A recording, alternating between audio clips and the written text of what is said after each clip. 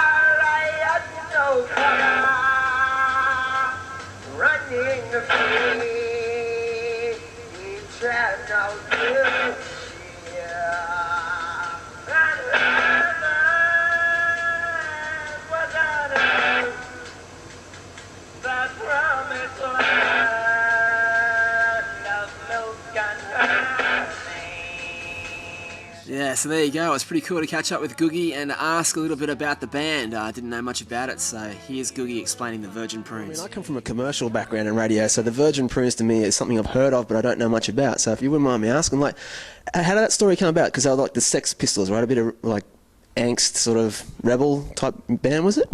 Yeah, well, one of my best mates from childhood is Gavin Friday, and his absolute passion is music. And he was, you know, he would have been a Bowie fan, a Mark Bolan fan. He would have loved, you know, that. He had an incredible head of, you know, curly hair going way down his back. And one day he just arrived with his hair cut, and he was wearing a little black blazer with a safety pin on it, which I found very amusing. And he told us about this thing called punk. That would have been 76, I would think. And we became incredibly interested in it. And I guess, you know, that turned into a way of us getting to express maybe our wild side in some way, you know. Gav would have been an angry young man in a very obvious way. I would have been an angry young man, maybe, that bottled it up. You know, that was shy, that maybe dealt with it a very different way. But we just found a way to express ourselves. None of us could really play guitar. We were at a U2 practice one day, and a few of the boys picked up instruments. The Edge's brother, Dick, the guy that taught Edge how to play, I think Edge would tell you, became our guitar player. And what instrument did you play? Myself and Gav were both frontmen. Right. Gav is a beautiful singer. I don't have a note in my head, but it was certainly a way of releasing angst. And my contribution to the band would very much have been a tangent of my art, my painting. I was interested in makeup, costume, and performance.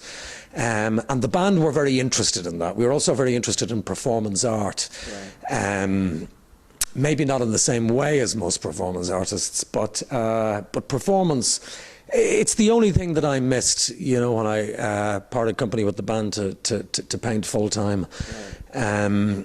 So Gav was very much the music man and also very much a visual man, and then we worked together on visuals and performance. and that would have been my main contribution to the Virgin Prunes. There must be some interesting memories for you looking back, right? Just thinking about those times must give you a laugh every now and again. Oh, absolutely. You know, I've certainly no regrets about that. I mean, we were kids from Ballymun that in our very early 20s were seeing the world. I mean, the third time we ever played, after the first gig we did in the Project Arts Centre, supporting U2, we played one other gig that was a much bigger gig than a second gig band should be playing. And then for our third gig, we were asked to support The Clash out in the Top Hat in Dunleary. So the word about us got out there incredibly quickly. And when we toured, I mean, we did tour the continent of Europe extensively. We would have been, you know, big in an underground kind of a way, I guess, in France, Germany, Italy, Belgium, Holland. And I mean, you know, 6 kids from Ballymun turning up, arriving in a town, and just the van being surrounded by people, you're the centre of attention. And it was an incredible way to spend our youth, you know. So I've absolutely no regrets about that. I mean, I always see the Virgin Prunes as it was, without a shadow of a doubt, my third level education, because I left school, I think, about 2 weeks before my 15th birthday. And Gav would have left very soon after. And yeah, that was our education. You know, we played New York, the Danceteria in New York. Basquiat came to that show. Jeez. We were told, and I wouldn't have known him or who he was at the time. It's an interesting parallel looking back, isn't it? It absolutely is. I mean, dearie me, I would not have been expecting to return so many years later and show in the gallery, the downtown gallery that represented him in New York. Yeah. So it is an interesting parallel, but no, I mean, it was an incredible experience for me, and no doubt for the rest of the guys, just, you know, seeing the world, turning up somewhere, having a hotel or a bed and breakfast or whatever it was, and being the centre of attention. That's what every kid wants. That's what I lacked, being one of 10 growing up, so I warmed pretty quickly to it. Yeah. Well, mate, awesome to come here really quickly and meet you in your studio and your place. Great to meet you. Thank you for being on the show. Nice to meet you, Togsy. Thanks for having me, man. I ain't been to Australia, but you know what? I love to go. I love the wildlife. I love the humour. Slowly walking down the hall, faster than